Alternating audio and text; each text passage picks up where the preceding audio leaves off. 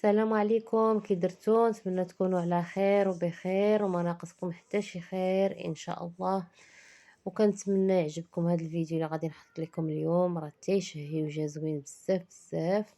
طريقه جديده بالنسبه للحوت، واللي بغاو مبتدئات اللي بغاو يبداو يقراو الحوت جربوا هاد الوصفه، راه تعجبكم. ما تخلي لا ريحه لا حتى شي حاجه في الدار. انا قريت وما بقات لي لا ريحه لا والو. واحد الخلطة زوينة وسهلة وكتكون في جميع البيوت، ماشي زعما كي مكلفة. ونتمنى يعجبكم مع معقودة المحبين ديال البطاطا. وهاد لاصوص اللي غادي نوجد معكم اللي غترافق الحوت لاصوص طوماط. بهذيك لاصوص طوماط اللي وجدت معكم من قبل في القريعات هي اللي غادي نوجد بها هاد لاصوص طوماط. ونتمنى تقبلوا عليا، ولا ما جاوبتكمش في شي تعاليق سمحوا لي بزاف بزاف. وكنقول لكم شكرا على التعاليق الزوينه ديالكم، وكنقول لكم مرحبا بكم اللي دخلوا عندي جداد. وندوزوا على المقادير ان شاء الله. بسم الله. غادي ندوز باش ندير التتبيله ديال الحوت اللي غادي نقليه. الحوت راه كتعرفوا كلشي ما تيبغيش مقلي حيت كيقولوا غير صحي، ولكن مره في شحال كنتشهاو ما فيها باس. بالنسبه للحوت عندي هنا هاد الباجو الصغير، شويه ديال الصول، شويه ديال الميرنه الصغيره، جوج ميرنات ديال ميرنه شويه تكون كبيره، والكروفيت بالقشره ديالو. 4 ديال الاشكال ديال الحوت، هاد باجو الصول وميرنا والكروفيت. غادي ندوز نوجد ليهم. غنعصر هاد نص حامضه هنايا، نحيد هاد العظيمات. تبارك الله دابا الحامض راه موجود وفيه الماء. شوف هاد الحامضه تبارك الله شحال فيها ديال الماء.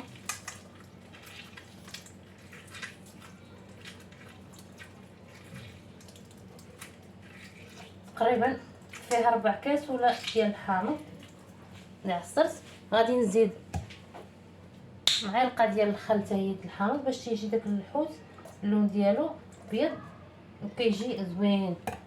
غادي ندير شويه ديال الابزار. بالنسبه للملح غادي ندير شويه حتى هي، ماشي بزاف حيت الحوت كيكون مالح. انا ما بغيتش ندير له التوابل بزاف، بغيت نخلي الحوت على طبيعته. غادي نجيب الملح وندوز باش ندير هنا في هذا الماء. بعد ما درت المليحه ودرت الماء غادي نحك واحد الضرس ديال الثومه يكون كبير تبارك الله. هذا كبير فيه شي قياس ديال 3 ديال الضروس ديال الثومه. نحكو نديروه مع هذا الماء. غنخليها ديال الجنب، باقا غادي نحتاجها مع البطاطا. غادي ندير هذا الزنجبيل بحال هكا طروفه باش من بعد غادي نحيدو. وهذا الماء اللي درت غادي نزيد فيه هذا الحوت من طبيعه الحال كله. غادي ندير ونخليه واحد شويه في هذا الماء، وملي غنقليه غنبدا بحال هكا نغسلو. الكروفيت ما غاديش نديرو دابا حتى نحيد هذا الحوت حيت ما عنده صحه. تيجي زوين هذا الحوت، تيجي اللون ديالو بيض وزوين مع فيه الخل. غنديرو كامل في هذا الماء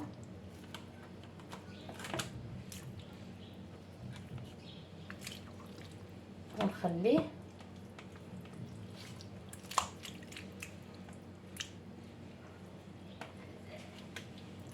صافي ملي غادي نبغي نقليه غادي نبدا بحال هكا نغسلو، بحال هكا ندير له بحال هكا في داك الماء. كنحيد منه داك الابزار وكلشي. اللي عندكم الهريسه حتى هي ديروا. انا عندي غير معجن، ما بغيتش نديرها خصها تكون بودره. غنخليه دابا من ساعات حساب اللي بغيتو. كيجي داك الخل والحامض كيجي زوين بزاف. انا ما كثرش الخل حيت الخل عاوتاني كيهري. غنخليه بحال هكا في هذا الماء وندوز باش نصاوب معكم البطاطا. بالنسبه للدقيق عندي هنايا الدقيق ديال الحوت فورس عادي. غادي نزيد معاه معلقه ديال مايزينا باش هو اللي غندوز في هذاك الحوت باش تعطيني داك اللون ديال الحوت يكون بيض. 2 معالق مايزينا ونحرك مزيان. صافي غنخليهم على جنب. بالنسبه للمعقوده سلقتها بالجلده ديالها. من الاحسن تكون البطاطا البيضاء. انا عندي غير الحمراء درتها. غنقيها كامله، نحيد لها الجليده بعد ما بردات شويه. ما تخلوهاش تتبرد باش ما تقصحش لكم الجلده. صافي وغادي نعركها بهذيك ديال الزعلوك ولا فرشات اللي بغيتو ونرجع معكم. صافي نقيت البطاطا كامله غادي نعركها دغيا كتعرك بهذا ديال بلا ما ديروا الفرشات تبقى معطلاكم. دغيا كتعرك حيت باقيه سخونه كيف قلت لكم. شوفوا باقي فيها الفوار حيت الا بردات ما كتبغيش تعرك.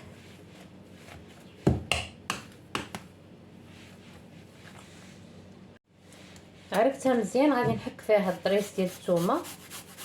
الا عندكم بودره ثوم بودره ديروها كتكون احسن. انا ما عنديش، درت هاد الطريه حيت هاد الطريه كتعطي بزاف مجهده. اخرى شويه ما مجهداش بزاف بحالها تكون احسن. غنزيد غير شويه الملحه حيت البطاطا مسلوقه بالملحه باش ما تجينيش مالحه. شويه ديال الابزار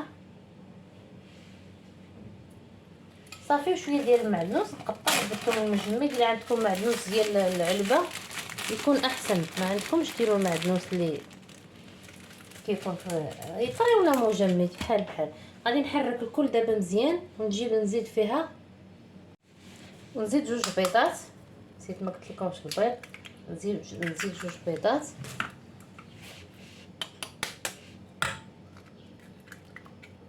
بغيتو ديروا البيض كثر ديروا كثر، انا نكتفي غير بجوج. نحرك الكل صافي وغادي ندوزها في هذا الشابلو.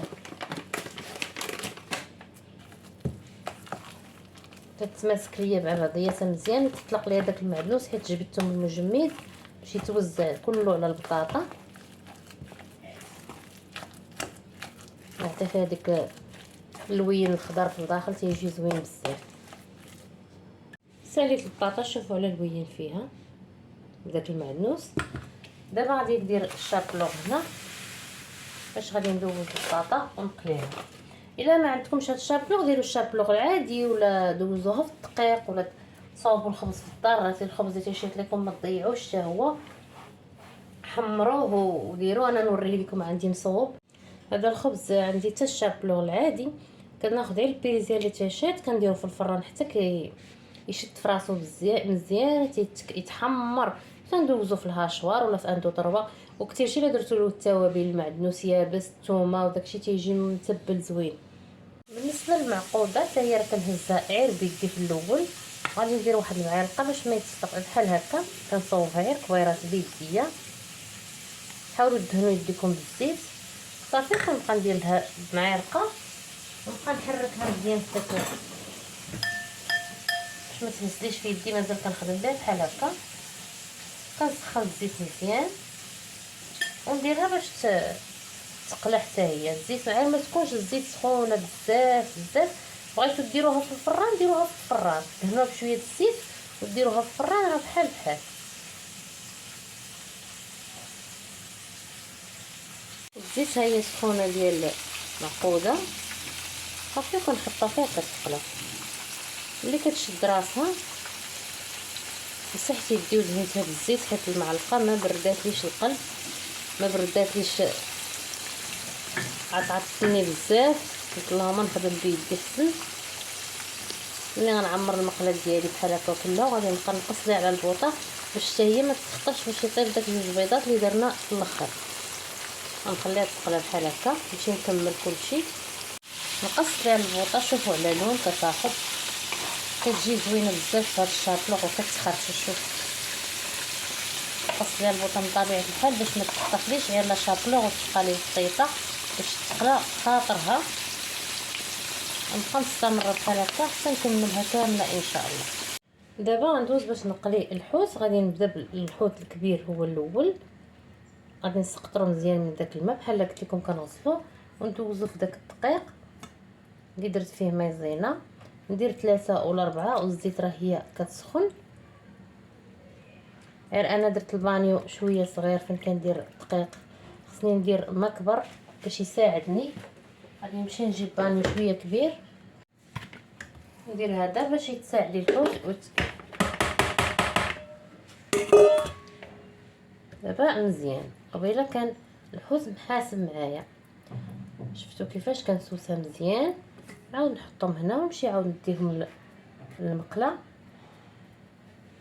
حيت عندي البوطه بعيده شويه على البلاصه فين نصور داكشي. علاش نعاود نسوسها بحال هكا مزيان. نستمر بحال هكا حتى نسالي الحوت اللي عندي كامل.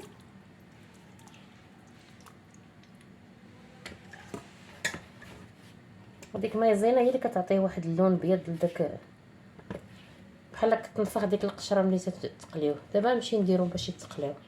الزيت ها هي سخنات بطبيعه الحال تكون سخونه مزيان. الا سخنات الزيت بزاف نقصوا على البوطه باش ما يتخطف لكم الحوت في الخليط. انا نقصت على البوطه صافي كتبقاو طيبوا بحال هكا. راه كلشي كيعرف كيفاش يطيب الحوت. بقات ليا البلاصه نعاود نزيد مازال الحوت انا كنقلي على اللون ديالو كيفاش كيبقى بهذيك المايزينا. كيبقى اللون ديالو ابيض وكيجي بحال ديك الجلده ديالو من فوق شي شويه كتمشي كيسخو مايزينا.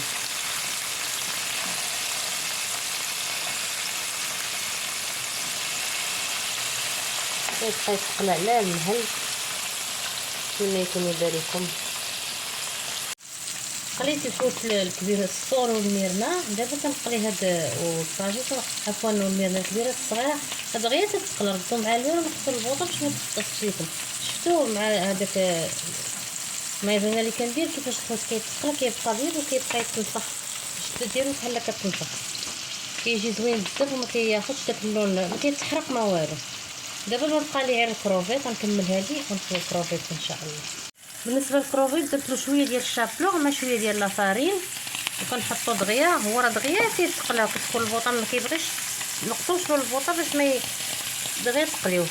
كيبغيش يبقى بزاف في العافيه البوطه في الكروفيط.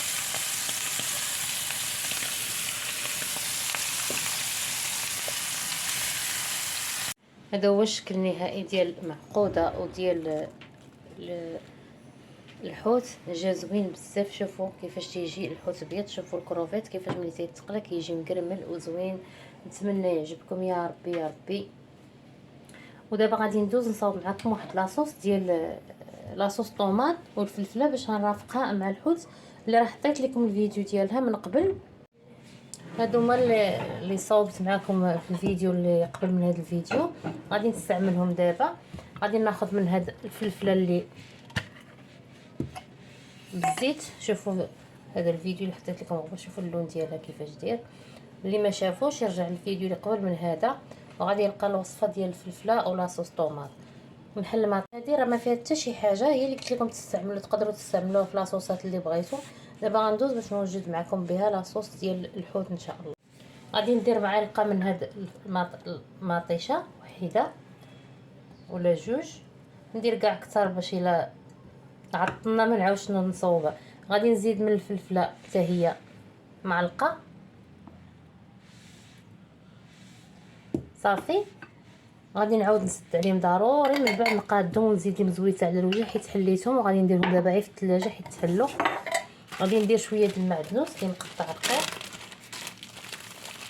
وربط شويه البصل وشويه الملحه. واحد الحار عندي مرقد فيه زيت البلديه هو اللي غادي ندير في حوض زيت البلديه. هاد القريعات راه فايت شاركتهم معكم شحال هادي عندي فيها مزيودات حارين ما طايبين ما والو كيبقاو فيها بلا ثلاجه بلا والو. كنديرهم غير في البلاكار والوقت اللي بغيت كناخذ غير داك الزيت كيكون حار. شويه البزار وشويه الملحه حيت لاصوص طوماط عندي فيها ديجا الملحه. شويه الغيزه صافي. هادو هما المكونات اللي فيها. الا بغيتو تزيدوا الحامض انا حيت غناكلوها مع معقوده ما غاديش ندير الحامض. الا بغيتو تزيدوا فيها الحامض زيدوا فيها الحامض. كتجي هاد لاصوص زوينه بزاف. غنحركها مزيان ونرجع معكم. ما كنبغيش نطول عليكم في الفيديو بزاف. بعد ما حيدت لهم منهم دوك معلقه زدت لهم الزيت على الوجه. غادي معلومه خليتها لكم وغنسدهم ولكن ما نعاودش نديرهم في البلاكار في الثلاجه. شوفوا لاصوص كيفاش جات. حاجه كتكون موجوده كتسهل علينا بزاف ديال الحاجات. دابا غندوز نزين الطبق ديالي ونقول لكم بسلامه. هذا هو الشكل النهائي ديال الطبق ديال الحوت. بلاط الحوت جا زوين بزاف وكيشهي بحال كليتوه في الزنقه. وديك لاصوص حتى هي جات زوينه بزاف وجات حسن كاع من ديال الزنقه. جات ثقيله وزوينه ومعقوده. جات زوينه بداك الشابلوغ اللي خليتكم على خير. ما تنساونيش باللايك وشكرا.